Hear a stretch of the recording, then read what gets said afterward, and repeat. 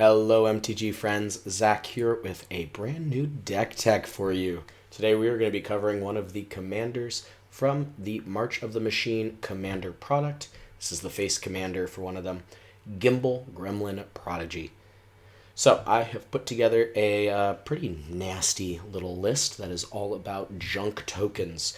Gimbal cares about the number of uniquely named artifact tokens you control, and so this deck is all about generating a ton, and I really do mean a ton, of artifact tokens with different names.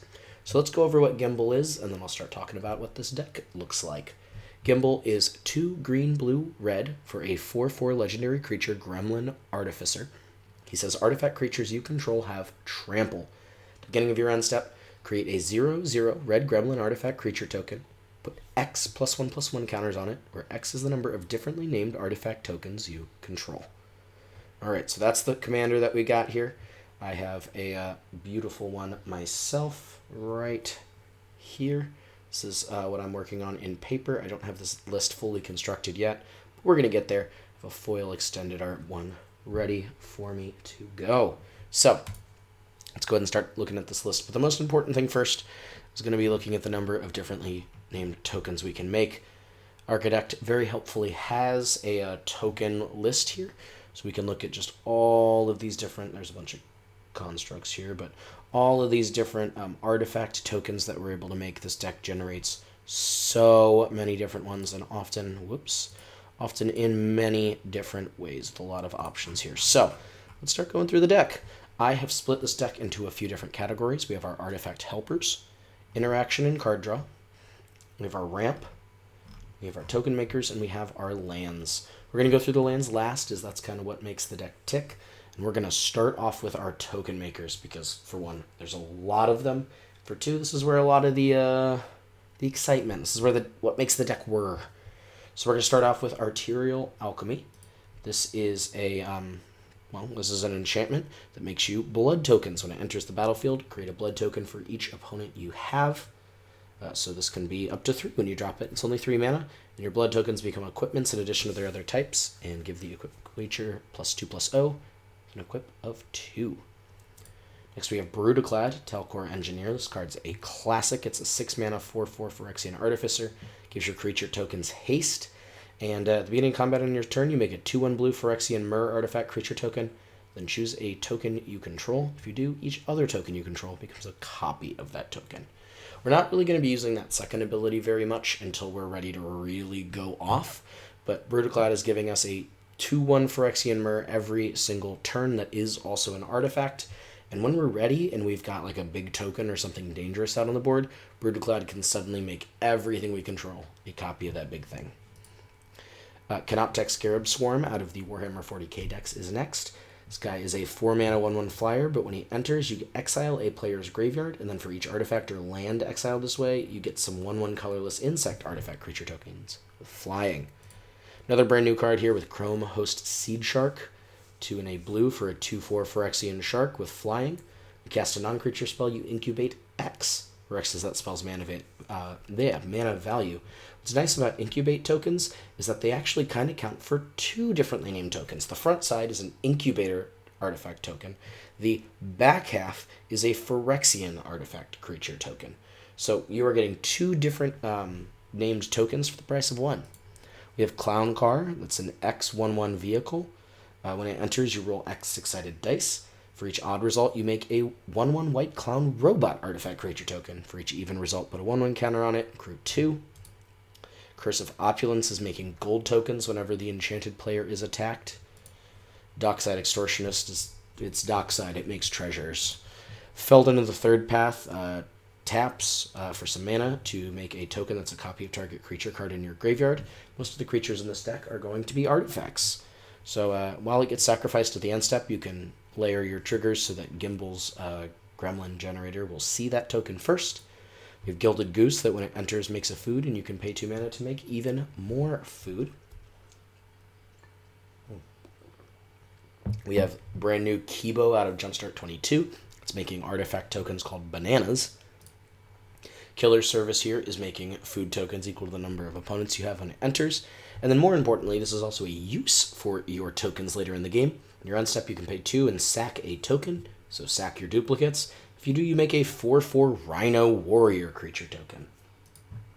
Loyal Apprentice has haste, is a 2/1, and if you control your commander at the beginning of combat, you make a 1/1 Thopter with flying. There you go. Masterful Replication is kind of a fun double up in this effect. For 6 mana, you can either make 2 3/3 colorless Golem artifact creature tokens, or choose an artifact you control, and every other artifact you control becomes a copy of it until end of turn. So similar to what I was talking about with Brutalclad, this is a way to just make a massive army out of a bunch of like food tokens or treasure, just absolutely out of nowhere. We have Mechanized Production, which enchants an artifact and then makes a copy of it on each upkeep. If you happen to control 8 or more of that one the same name, you win the game as well, which is actually kind of easy in this deck. But this is more about just trying to generate differently named artifacts. Similarly here with Mirrorworks, when a non-token artifact enters under your control, you can pay 2 and make a token copy of it. Retrofitter Foundry is making 3 different types of tokens on itself. For you get this for 1 mana. For 3, you can untap it. For 2, you can tap it and make a servo. For 1, you can tap it, sack a servo to make a Thopter, and then you can just tap it to sack a Thopter to make a 4/4 construct. This thing's super useful as you kind of cycle your way through these different tokens. Saheeli's Artistry either makes a token that's a copy of a target artifact, or create a token that's a copy of target creature, and then it becomes an artifact as well. You can do both of them for just 6 mana. Really great. Saheeli the Gifted is a planeswalker that makes servos and also just does a bunch of things that care about the number of artifacts you control, including making token copies of each artifact you control. Saheeli is pretty awesome that way. Sai, whenever you cast an artifact spell, make a 1/1 colorless Thopter. You can sack 2 artifacts to draw a card as well, which is even better. Sarenth Greatworm makes a Power Stone token anytime anyone has a land enter the battlefield. Schema Thief is a brand new card out of the same deck that Gimbal came in, that when it deals combat damage to a player, you make a token that's a copy of an artifact they control. Skyclave Relic is a mana rock that when kicked for 3, you make 2 tapped tokens that are copies of it, so that's a way to make some tokens as well. Svella Ice Shaper makes Icy Manalith tokens for 3 mana and tapping her. The Brothers War makes 2 Power Stone tokens, but more importantly, it's 3, deals X damage to any one target and X damage to any other target, where X is the number of artifacts you control. Like I said, we're making a lot of artifacts. Third Past Iconoclast is whenever you cast a non-creature spell, you make a 1/1 colorless soldier artifact. Thopter Spy Network is making us Thopters at the beginning of my upkeep as long as I control an artifact, and it's drawing us cards when artifact creatures deal damage, and remember, those gremlins have trample. Tireless Provisioner, whenever a land enters, I can make a food or a treasure. And Tireless Tracker, whenever a land enters, make a clue. Toggo, whenever a land enters, make a equipment named Rock. There we go. Urza, when he enters, makes us a construct. Also turns all of our artifacts into, mana. That's insane. And Wormcoil Engine, when it dies, makes 2 different worms. I'll take 2 worms, absolutely.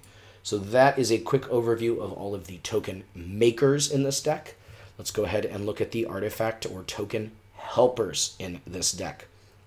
We're going to start off with Academy Manufactor. This card was very kindly in this precon, which I'm actually a little shocked by because this card is a house. Like, unironically, I think Academy Manufactor is one of the best cards that came out of MH2. And MH2 has a lot of really powerful cards in it. And it is 3 mana for a 1/3 artifact creature assembly worker. If you make a food or treasure, make 1 of each. Really easy way to get a lot of extra value out of your effects. We have Adrix and Nev, twin casters. They have Ward 2, and whenever 1 or more tokens would be created, make twice that many instead. Cyberdrive Awakener is a finisher in this deck. For 6 mana, you get a 4/4 artifact construct with flying.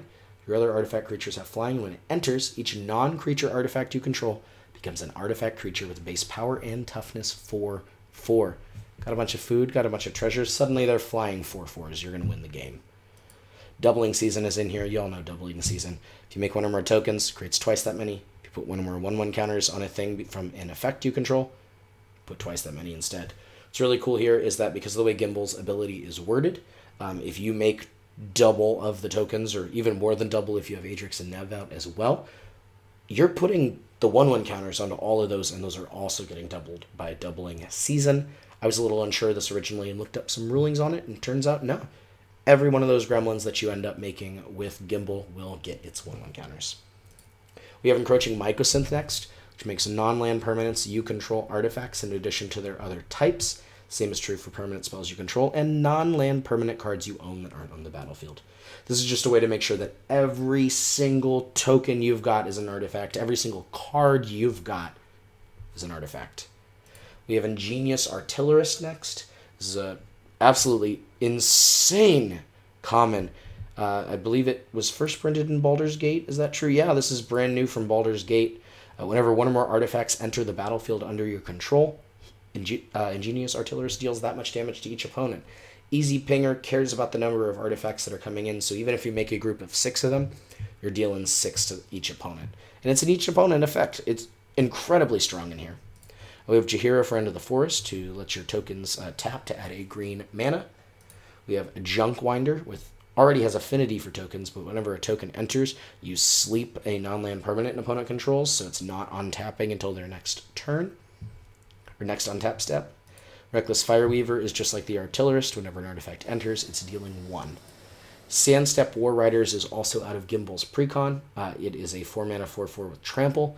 Beginning of combat on your turn, you can bolster X, where X is the number of differently named artifact tokens you control. So you choose a creature with the least toughness, put that many 1/1 counters on it.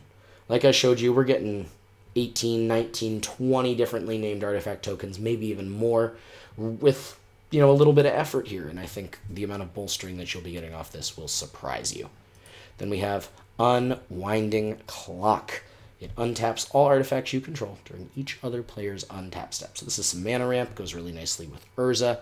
Just a way to make sure that you can swing in with your dudes and still have even more defenses lying around. All right, next up we're going to look at our card draw. This seems like a small package, but there's a few more pieces we have in our lands and also some pieces that we just had in our token makers. There's some card draw scattered around this deck, but this is the stuff specifically in here. Okay, mostly in here for that. First we have Hedron Detonator, also out of Gimbal's deck. Whenever an artifact enters the battlefield under your control, it deals 1 damage to target opponent, and you can tap to sacrifice 2 artifacts, to exile the top card of your library, and you can play it this turn. This card is great. It's a little pinger every single time. Not quite as good as the other 2, but still really good. And then you're also going to get some additional semi-card draw out of it as well. We have Idol of Oblivion, that lets you tap it to draw a card, activate only if you made a token this turn, and it can also make itself into a 10/10 Eldrazi. Unfortunately, not an artifact, so we probably won't be doing that a whole lot, but the card draw is very relevant and very easy to trigger. Jessica's Will it's Jessica's Will. This card is incredibly popular. If you control your commander, you get to choose both of these. Otherwise, you choose one. You add a bunch of mana based on the number of cards in an opponent's hand, or you can exile the top 3 cards of your library and play them this turn. That's the card draw part. That's the whole reason it's here. Shimmer Dragon is a big beefy dragon that you can tap 2 untapped artifacts you control to draw a card. Also has flying and sometimes hexproof, but really we're here to tap down 2 foods and draw a card. Trading Post is next. This card's a little complicated, so I'll run through it. It is a 4-mana artifact. For 1, you can tap and discard a card to gain 4 life. 1 tap, pay a life to make a goat, not an artifact, but you can still get a goat. 1 tap, sack a creature to return an artifact from your graveyard to your hand. 1 tap, sack an artifact. Look at that, to draw a card. These are a bunch of different effects that kind of stack onto each other and build onto each other, just to kind of give you, at the end of the day, exactly what you need. Trading Post is phenomenal. Then we have Universal Surveillance. This is an X blue, draw X cards, but it has Improvise, where your artifacts can help you cast this spell. This appears to be a brand new card out of the Neon Dynasty Commander decks, and I think it's well worth your time in a deck like this, where you're making a ton of artifacts in the first place. Next, we're going to look at the small interaction suite I've got here. We have Beast Within, we have Blasphemous Act, we have Chaos Warp, Counterspell, Cyclonic Rift, Deflecting Swat, Fierce Guardianship, and Heroic Intervention. Then we have our ramp package over here with Arcane Signet, Ethereum Sculptor reducing our artifact spells by a bit, Inspiring Statuary letting us improvise using our artifacts for our non-artifact spells. We have Mana Crypt, Nature's Lore, Soul Ring, Two of the three talismans, the only one I did not include here was the red and green one, as I didn't feel like the deck needed that. 3 visits. That's our ramp package. All right, we are flying through this deck, so I'm going to give you kind of a quick overview of our lands package as well, more importantly, so explain the little error you'll see up here. So we have one of the strongest lands printed in recent memory, Boseiju Who Endures. We've got Breeding Pool, Buried Ruin to get artifacts back out of our graveyard, Command Tower, Exotic Orchard. We're running 3 forests, 3 of them. Running a Great Furnace, Hall of Tagsin. This is not a great card, but it makes Power Stone tokens, and that's really valuable to have in our mana base. We have Inventor's Fair. This is just a way to tutor up some stuff, gain a little bit of life. Quick note on Hall of Tagsin as well is once you've made that Power Stone token, you can use the Power Stone to pay for the add 1 mana of any color effect here, turning this effectively into a rainbow land. Anyway, we have 3 islands. We have a Ketria Triome just to get all 3 colors. We have Mirrex, which makes Phyrexian Might artifacts. Misty Rainforest is a fetch land. 3 mountains. Odawara, Soaring City, another one of those channel lands like Boseiju. Rejuvenating Springs, Scalding Tarn, Seat of the Synod, Spire Garden, Spire of Industry. This is just a rainbow land if you control artifacts by paying some life. We have Steam Vents and Stomping Ground, and then here we have the Shire. This card is not officially out yet, but I included this in this list because this will absolutely be going in this deck once the Lord of the Rings set launches. This is a legendary land that enters tapped unless you control a legendary creature. It taps for green. You pay 1 and a green to tap an untapped creature you control and make a food token. So obviously this is included here because it is a land way to make food at a kind of small cost, honestly. This card's really nice. It'd be a great include for this deck once it officially launches. For now, though, I'm playing a forest in its place. Training Center. We have Treasure Vault that makes us treasures when it's sacrificed. Tree of Tales, Urza Saga, which searches us up just some of our good artifacts, and can make us construct tokens. And Wooded Foothills is our last land. So that's an entire look at the Gimbal deck that I have created. I've named it Proctor and Gimbal. And yeah, I hope you enjoy. If you'd like, I will run a couple sample of hands here just to show you what kind of hands I like and what kind of hands I'd be willing to keep. So right here we have an Urza Saga, Inventor's Fair, Breeding Pool as our lands here. We have a Schema Thief, Cyclonic Rift, Fireweaver, and Inspiring Statuary. I would probably give this hand a shot. Let's look at what happens here. So turn 1, we'd probably start with a tapped Breeding Pool here just to get that out of the way after drawing a Misty Rainforest. We would draw for turn, and then this is when I would personally drop the Urza Saga. I like to have the ability to tap and make the construct on turn 2, but you need 2 mana to be able to do that, so you have to have played a land first. Alright, so then we just go ahead and pass the turn here. We're holding up the Rift in case somebody plays something that just desperately needs to be bounced, but otherwise we are looking to just make ourselves a token next turn. And draw for turn, we see a Tireless Provisioner, but we are on 2 generic counters on our Urza Saga here. So we're going to go ahead and just run out the Inventor's Fair and make ourselves a construct. Let's see, where is our buddy? There he is. We're going to put him right out on the board. He's currently just a 1/1, but that is a named token. We're going to untap here, and we're going to move to our next turn. We're going to crack our Misty Rainforest, and I think we're going to do that. Let's do that in a different order here. Let's actually run out our Tireless Provisioner. Then we play our Misty Rainforest, and look at that. We can go ahead and make ourselves not just a food token, but then we can crack the Misty Rainforest to go get a Trio. There we go. As that will give us all 3 colors of mana. And then, because another one has entered, we'll go ahead and make a treasure as well. So I would say we're off to a pretty darn good start here. Where are my treasures? There they are. Look at that. So we have a food, we have a treasure, and we have a construct, and we are only on the fourth turn here? Cool. So go ahead and move to the next turn. Looks like we have missed a land drop here, but that is a-okay. We are on our 3rd Urza Saga, which means now we need to search our library for an artifact card, but we have a trigger first. This is going to be sacrificed. Now, do we want to make another construct? No, I don't think we do, actually. I think we want to go ahead and float a mana here as we sacrifice this. We're going to go search our library for something Costs 1 or 0. So, I mean, generally you're going to pick something like Soul Ring. I don't really think there's anything else in this deck that we're going to pick other than a Soul Ring or a Mana Crypt. The Retrofitter Foundry is actually pretty tempting here. This is just another way for us to make stuff. However, since we are losing a land, I think the absolute best choice we can be making here is going right into the Soul Ring.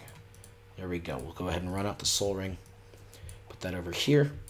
Now, we have a choice to make. Do we want to go 1, 2, and sack our treasure with the Soul Ring to get Gimbal out? Or do we want to try and play it a little more safe here and just run something out like Urza in order to make another construct and maybe get a better access to like blue mana and stuff? Looking at the current state of this hand, I'm almost wondering if Urza is the best choice. And I think we're going to go ahead and give that a try. Just drop Mr. Urza himself here because now we have 2 constructs, so we're going to make a clone of that. And we can just tap 2, 3, 4, and drop Schema Thief as well. Now next turn we're going to be able to attack in and make a copy of somebody's token. So we'll draw. Hey, look at that. There's a land. We'll make that, and we'll go ahead and make ourselves another treasure. Now we have access to all the colors of the mana that we need to cast our boy Gimbal, Gremlin, Prodigy. Alright, we're going to be able to start kind of going off here. We're going to be making ourselves a very large Gremlin token on the end step. 1, 2, 3 different tokens here. And then Gimbal will be making a 4th. And if we attack and we actually get a token off of Schema Thief, we would even get a 5th. So we're just going to go ahead and add ourselves a copy token on the board, pretending that we did. We hit our end step. And we go and we get ourselves a Gremlin. Now, this Gremlin does see itself. It is an artifact. So we have 1, 2, 3, 4, 5. We've gone and made ourselves a 5/5. This thing has trample, and we just have a lot of power on the board. These constructs are both pretty large. There's 2, 3, 4, 5, 6, 7, 8 artifacts on the board. We have 2 8/8s that are just sitting there as well. We also have 1, 2, 3, 4, 5, 6, 7 mana available to us. We could go so far as to, on somebody's end step, overload this Rift only on turn 5, just thanks to the power of Urza, and thanks to all of the tokens that we've generated so far. So that's a quick look at what this deck can do. Let's go ahead and do another hand here, just to take a look here. This one also looks really, really keepable to me, to be honest. While we can't drop the curse on turn 1, which would be pretty nice, we have 3 solid lands here. I think the easy option is just to drop a tapped breeding pool and move on. Look, there's the mountain. We can go ahead and Curse of Opulence, and then if we want to get a little risky, we can drop this Clown car on 1 and just see what we get with a the dice roll. Let's try it just for funsies here. So we are going to be rolling, what did we say we were doing? Rolling a 6-sided dice once. Odd makes a 1/1, even makes a 1/1 counter. So let's roll a d6. We got a 3, look at that. We are making ourselves a clown. So now that we have a clown, we're going to be able to make use of this Curse of Opulence pretty quickly to start making some gold. So we'll pass the turn. We're going to play out that Seat of the Synod as it itself is an artifact. We have 3 mana available to us. We have ourselves 3 artifacts on the board. We have 1 token on the board, so Junkwinder is a little outside of our reach. But our Nature's Lore is totally accessible to us. We will go ahead and cast ourselves that to go ahead and get our Triumph again, probably. Yeah, I think Triumph's probably the best choice again. It's just so nice to be able to just grab a Triumph straight out of the deck like that. We don't have any 2-drops that we're trying to run out anyway, so we can swing in with this 1/1, and then we can make ourselves a gold token. The one thing that you really need to be prepared for with this deck is just making an absolute ton of tokens. Normally I'm a big fan of things like infinite tokens, but I definitely would take the time to collect up all the tokens for this deck, just so you can have it really clear what's going on this board. Alright, so we technically have 2 mana available to us, but I think we're just going to go ahead and pass, move on to our next turn. I think it's going to be time to start seeking to get to Gimbal out in the next turn or two. So we're going to play our Treasure Vault here. We have 5 mana available to us, all the colors that we need. So let's go ahead and drop Gimbal. Now we've put Gimbal out. We're going to go ahead and use that to crew our clown car as well. We'll go ahead and swing both of these in, and we'll get ourselves another gold. We move to the end step. We see that we have 2 unique tokens here. We're going to get a third with our new Gremlin that we're about to make. And he's going to enter with 3 1/1 counters on him. Alright, let's do one more quick turn here. Draw, look at that, a Jessica's Will. Even if an opponent only has like 4 in their hand, we're still exiling a Doubling Season, Saheeli's Artistry, and Brothers War. We're adding ourselves a ton of red. So we definitely want to drop our Brothers War using a bunch of that red. And then, if possible, let's say they had, I don't know, 5 in hand. We have 1, 2, 3, 4. We used 4 of that. 5, look at that. We'll go ahead and crack our 2 gold in order to get ourselves a Doubling Season. We'll leave the Saheeli's Artistry in exile. We're also making ourselves 2 tapped Power Stones. Where are they? There they are. We'll just make a clone of that second one. They are tapped currently. All right. Well, that's just absolutely crazy, because technically we could have 4 of them if we put the Doubling Season in first. Then if we move to combat and swing in with this Gremlin and connect, we get ourselves 2 gold tokens. So we're just right back into the old ramp game. There we go. There's 2 gold available to us. We still have a little bit left here with this 2 mana here, so we could even crack those golds to put our 3rd Path Iconoclast out if we wanted. We also just have a ton of tokens now. 1, 2, 3, 4, 5, 6, 7, 8. We could crack these 2 gold, and I think we should, to drop the Junk Winder instead, because we're going to start being able to tap things down like crazy. On our end step, we make 2 Gremlins. I'm going to put 1, 2, 3 1/1 counters onto it, I believe. Yep, 1, 2, 3. And that is what Gimbal can do. I hope that this deck tech has been of interest to you. There's a lot of really interesting, fun cards in this list. If you find that some of the cards in this deck are a little too expensive for your taste as well, there are some alternative options. Cards like Jessica's Will are really generic here. These are just good draw spells. Replace them with another draw spell. Replace them with another ramp spell, something that just adds a bunch of red. There's a lot of options, Seething Song, stuff like that. Other cards that are a little bit on the higher end here, cards like 3 Visits, which have been creeping up again. You can replace these with any generic 2 or 3 mana ramp spells. Same dice with your Nature's Lore. Mana Crypt is in here because I have a Mana Crypt. Yes, I know how expensive this card is. Absolutely cut this out of there and play a different rock if you would like. There's a lot of rock options. Mana Crypt just happens to be one that I have access to, and I tend to play with the highest power that I have available to me for most of my play group. Other cards that are on a little bit on the higher side here.